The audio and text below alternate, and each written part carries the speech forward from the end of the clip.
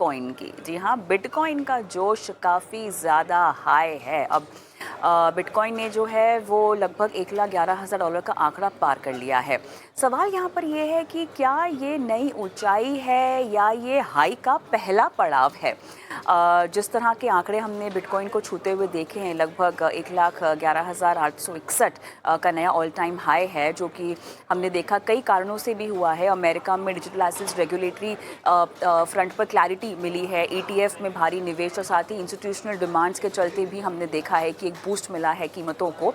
लेकिन ये उछाल ऐसे समय में आया है जब अमेरिकी सीनेट में एक महत्वपूर्ण स्टेबल कॉइन बिल पारित भी हुआ है, जिससे क्रिप्टो करेंसी बाजार में विश्वास और बढ़ा है। अब सवाल आपके लिए ये होगा कि तेज़ी कितनी स्थायी है या ये अस्थायी उछाल है, निवेशकों को सतर्क कितना रहना चाहिए, निवेश का सही समय है या नहीं है। यही सवाल अपने पैनलिस्टों के सामने हम रखेंगे। मेरे साथ जुड़ गए हैं अलंकार सक्सेना, को फाउंडर है, CTO है मुद्रेक्स के, और अजीत खुराना जो कि फाउंडर है लिफ्लेक्सिकल PT के। आप दोनों का स्वागत है इस खास पेशकश में। आप दोनों से ही एक ही सवाल पूछूंगी। सबसे पहले, आप दोनों का बिटकॉइन का एक्सपोजर और कमाई कितनी पहुंच गई है इस हाई के साथ? अजीत, सबसे पहले आप बताइए। देखो, रुपए डॉलर में तो मैं इसका जवाब नहीं दूंगा, लेकिन अच्छा। कभी कभी आप और मैं लगभग 2018 से बिटकॉइन की बात कर रहे हैं। 2016 में भी जी मैंने कुछ बिटकॉइन किया था, तो वो बना हुआ जी। है, मैंने बेचा नहीं है। लेकिन ओ ये वाह। बोलना बहुत जरूरी है कि क्रिप्टो और बिटकॉइन को एक नजरिए से नहीं देखा जा सकता। क्या? चलिए ठीक है, ये आपने बहुत अच्छी बात कही कि क्रिप्टो और बिटकॉइन को एक नज़रिए से नहीं देखा जा सकता। ये सवाल, इसके पीछे क्या वजह है, मैं आपसे बाद में पूछूंगी, लेकिन अलंकार की मुझे कमाई जाननी है। अलंकार, कितनी कमाई हो गई? कमाई के नजरिए में शायद मैं भी उसको बिटकॉइन को अभी नहीं देखता हूँ, क्योंकि अच्छा। बिटकॉइन है ही एक नई चीज जो एक असेट की तरह है, जो एक गोल्ड के निवेश की तरह है, जिसको मैं अपने पोर्टफोलियो का परसेंटेज की तरह देखता हूँ। और इस समय मैं बिटकॉइन में अराउंड 5 से 10% के बीच में अपना पोर्टफोलियो रखता हूँ, एंड बिटकॉइन और दूसरे क्रिप्टो करेंसीज में। राइट। अब तमाम दर्शक जो कि आपको सुन रहे हैं, सभी को ये जानना है कि अब और कितनी तेज़ी होगी। क्या हम केवल बिटकॉइन में ही ये तेज़ी देखेंगे या इसका इम्पैक्ट बाकी टोकन्स पर भी पड़ेगा? शुरुआत में अजीत, जो आपने बात छोड़ी कि क्रिप्टो और बिटकॉइन को एक नज़रिए से नहीं देखना चाहिए, जवाब की शुरुआत इसी से कीजिए और आगे इस तेज़ी का इम्पैक्ट कहाँ कहाँ, किस किस टोकन में दिखाई देगा, ये भी बताइए। पिछले एक साल में हम्म। बिटकॉइन 60% बढ़ा है, इथीरियम 30% घटा है, और सोलाना बस जिस स्तर पर था वहीं पर रहा है। तो इसलिए एक ही सांस में ये कह देना कि बिटकॉइन क्रिप्टो बढ़ रहा है, ये ठीक नहीं है, बिकॉज लोगों का नुकसान भी हो रहा है। मेरा मानना यह है कि बिटकॉइन एक बिल्कुल ही अलग एसेट क्लास, यानी कि क्रिप्टो से भी अलग एसेट क्लास बनकर उभरा है, क्योंकि यूएस में और अन्य देशों में इसे रिजर्व करेंसी की तरह देखा जाना शुरू किया जा रहा है। बात जाहिर है कि यहां से कहां तक जा सकता है। मुझे लगता है कि ये जो मौजूदा बुल ट्रेंड दिख रहा है, इसमें और कम से कम 10-12 हजार का अब तक स्टीम बाकी है। देखिए, मैं वित्तीय सलाहकार नहीं हूं, आपका नुकसान भी हो सकता है, तो बिल्कुल सोच समझ कर जाइए। मगर ये सोचना कि यहां से बस बढ़ता ही जाएगा, लाखों डॉलर हो जाएगा, मिलियन डॉलर हो जाएगा, ये मुझे लगता है ये भी ठीक नहीं है। जो चीज ऊपर जाती है वो नीचे भी आती है। बिल्कुल। अलंकार, बिटकॉइन के पीछे जो तेज़ी हमने देखी, हम देख रहे हैं, उसके पीछे मुख्य कारण वही जो हमने अब बताया, रेगुलेशनल क्लैरिटी, और जिस तरह से सीनेट में जो बिल पास हुआ है स्टेबल कॉइन को लेकर, एक फ्रेमवर्क, रेगुलेटरी फ्रेमवर्क एनवायरनमेंट बेहतर हो रहा है। क्या यही एक वजह है? बिल्कुल। आई थिंक एक वजह नहीं, थोड़ा सा दो तीन और भी साथ में चीजें हुई हैं जिसकी वजह से ऐसा लग रहा है कि मार्केट में मोमेंटम आया है बिटकॉइन के प्राइस को लेके। इसमें सबसे जरूरी चीज ये है कि जैसे बिटकॉइन का प्राइस है, वो इस बात से सबसे ज्यादा रिलेटेड रहता है कि उसका अडॉप्शन कितना हो रहा है। और अगर एक पॉजिटिव बिल या एक रेगुलेटरी क्लैरिटी जैसे इंडस्ट्री को आएगी, तो उसमें इंस्टीट्यूशनल अडॉप्शन भी ज्यादा बढ़ता हुआ दिखता है, और लार्ज एंटरप्राइजेस उसमें ज्यादा निवेश करना की फिर कोशिश करते हैं। एंड उससे होता यह है कि रिटेल को भी कॉन्फिडेंस आता है कि अब हम इसमें और निवेश कर सकते हैं, और इसकी वॉलेटिलिटी काफी नीचे चली जाती है। तो अगर बिटकॉइन की सिर्फ बात करें, तो लास्ट ईयर में ये एक ऑलमोस्ट उतना ही वॉलेटाइल रहा जितना कि कोई और लार्ज कैप स्टॉक्स या गोल्ड, तो उसके नजरिए से अब ये जो जेमी डिमिन ने कहा है कि जेपी मॉर्गन के जो सीईओ हैं कि वो बिटकॉइन बाय करना अलाउ करेंगे यूएस के लोगों को directly on JP Morgan bank में। और ये जीनियस एक्ट बिल जो आ रहा है, इससे एक फ्रेमवर्क तैयार होता दिख रहा है जिससे क्रिप्टो करेंसीज रेगुलेट होंगी।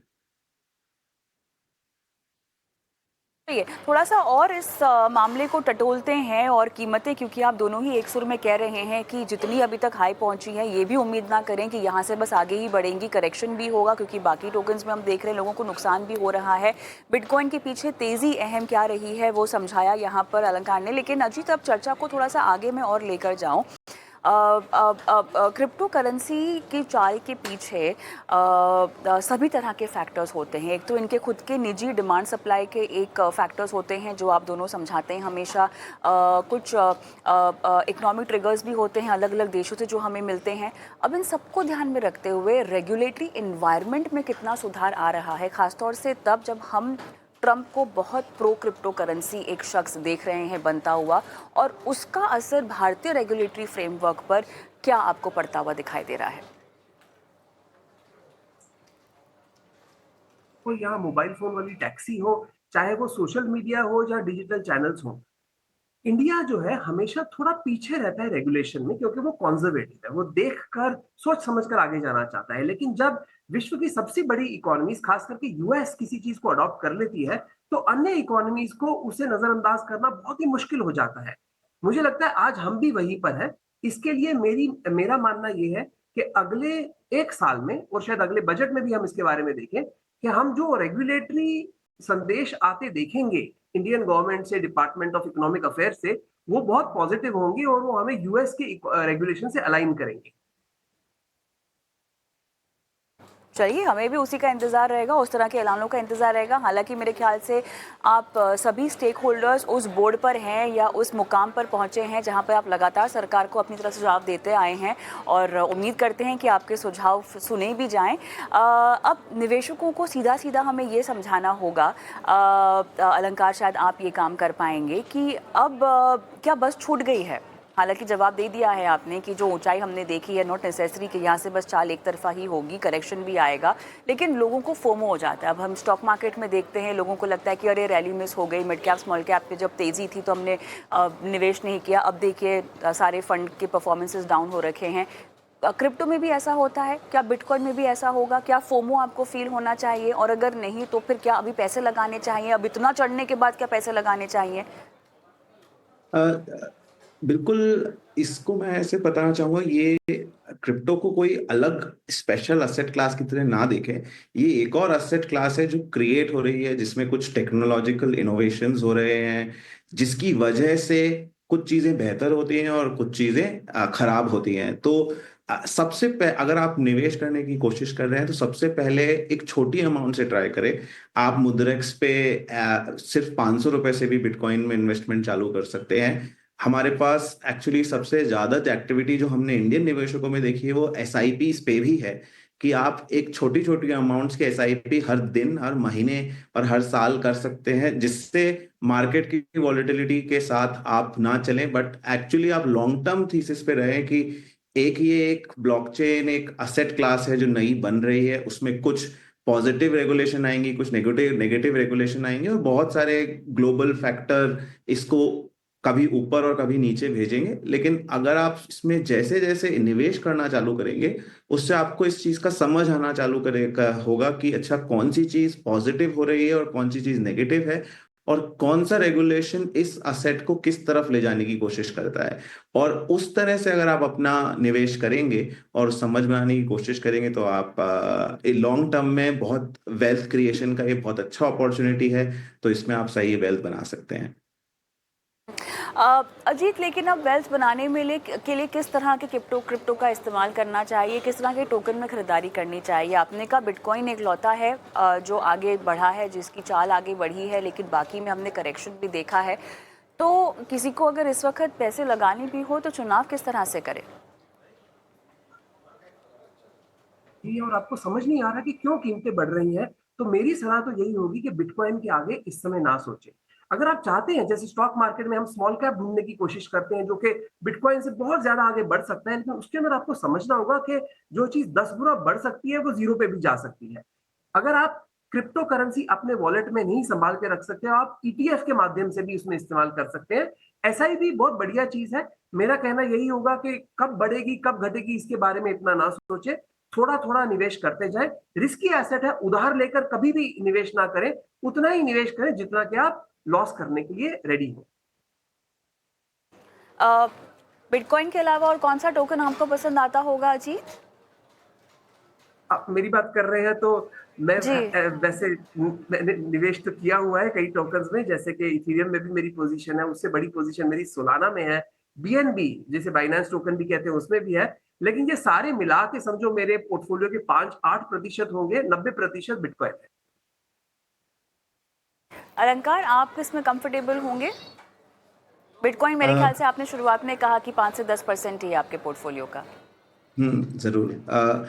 इसके अलावा हमारे जैसे प्लेटफॉर्म पे भी हम एक ग्रुप ऑफ टोकन्स को लिस्ट करते हैं जिसे हम एक तरह से इंडेक्स फंड्स बोलते हैं। मुद्रिक्स एक्चुअली विश्व का सबसे पहला और बड़ा इंडेक्स फंड्स प्लेटफॉर्म भी है, जहाँ पे आप एक्चुअली उनको ऐसे सोच सकते हैं कि वो लार्ज कैप हैं या मिड कैप हैं। उनकी टर्मिनोलॉजी अभी स्टॉक मार्केट से ऐसे मेल नहीं खाती है, बट अगर उसको वॉलेटिलिटी के टर्म्स में सोचें तो आप उसे ऐसे बकेट कर सकते हैं कि ये 5 टोकन जो हैं ये लार्ज कैप हैं या बड़ी मार्केट कैप के वैल्यूज के हैं, और उनमें आप एक साथ इन्वेस्ट कर सकते हैं एक बड़ी अमाउंट, और जिसको हमारे इंटरनल एक्सपर्ट्स रीबैलेंस करते हैं हर महीना कि उस हिसाब से कि उनके फंडामेंटल्स अभी कैसे चल रहे हैं। तो उनमें I would say BNB, Solana, ripple, आवे, यूनिस्वैप, ये सब काफी सारे टोकन्स हैं जो अच्छे फंडामेंटल्स के हैं और जिनमें निवेश करना थोड़ा बेहतर है सम कंपेयर टू अदर जो थोड़े वीक फंडामेंटल्स के टोकन्स हैं अभी।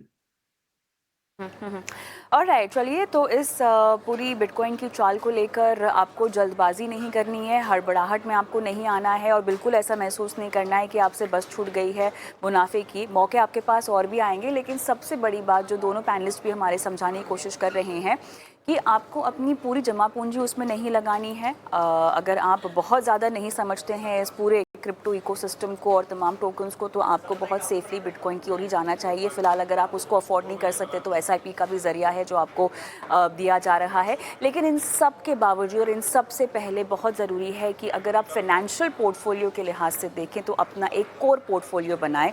डाइवर्सिफिकेशन के लिए अगर आपको अलग अलग एसेट क्लासेस में जाना हो तो आप कदम उठा सकते हैं, लेकिन उससे पहले सुनिश्चित करें कि आपके पास एक कोर पोर्टफोलियो हो जो आपका ब्रेड एंड बटर हो। बहुत बहुत धन्यवाद आप दोनों का इस खास पेशकश में शिरकत की और दर्शकों को समझाया इस तेज़ी के पीछे क्या वजह रही। धन्यवाद। ऑलराइट, चलिए, तो फिलहाल क्रिप्टो की बात हुई, बिटकॉइन की बात हुई, हम एक ब्रेक लेते हैं और ब्रेक के बाद बात होगी आपके फाइनेंशियल पोर्टफोलियो की। इस बीच अगर आप भी ये शो देख रहे हैं और लाइव देख रहे हैं, अपने सवाल भी हम तक पहुंचाना चाहते हैं और ज़रिया ढूंढ रहे हैं, तो हमारे पास ज़रिया है हमारा व्हाट्सएप नंबर। ये डेडिकेटेड बनो अपना फाइनेंस मिनिस्टर का व्हाट्सएप नंबर है जहां पर आपको अपने सवाल भेज देने हैं। 9619873567 इस नंबर पर सवाल आप भेजिए, हम आपको कॉल करेंगे, मैं आपसे बात करूंगी, हमारे एक्सपर्ट आपसे बात करेंगे, लाइव डिस्कशन होगा आपके फाइनेंशियल पोर्टफोलियो पर। ये नहीं करना चाहते हैं, यूट्यूब पर अगर इस वक्त शो देख रहे हैं वहाँ सवाल भेजना अगर आपको कंफर्टेबल लगता है, महसूस होता है, कमेंट बॉक्स पे अपने सवाल डाल दीजिए और हम आपके सवालों को शो में शामिल करेंगे। वैसे अगर व्हाट्सएप के ज़रिए भेजेंगे तो आपका नंबर हमें मिल जाएगा और हम सीधा फ़ोन पर आपसे बात कर पाएंगे। व्हाट्सएप के ज़रिए अगर भेज रहे हैं तो सवाल भेज दीजिएगा तो सभी डिटेल्स के साथ, क्या क्या फ़ंड्स हैं आपने ख़रीदे हुए, कोई इंश्योरेंस पॉलिसी पे आपको सवाल पूछना है, किसी भी तरह की फ़ाइनेंशियल स्ट्रैटेजी अगर आपको चाहिए हो, आप तमाम डिटेल्स हमें दीजिए और हम आपके सवालों को शो में शामिल करेंगे। एक ब्रेक लेते हैं, ब्रेक के उस पार आपकी लाइफ फाइनेंशियल प्लानिंग।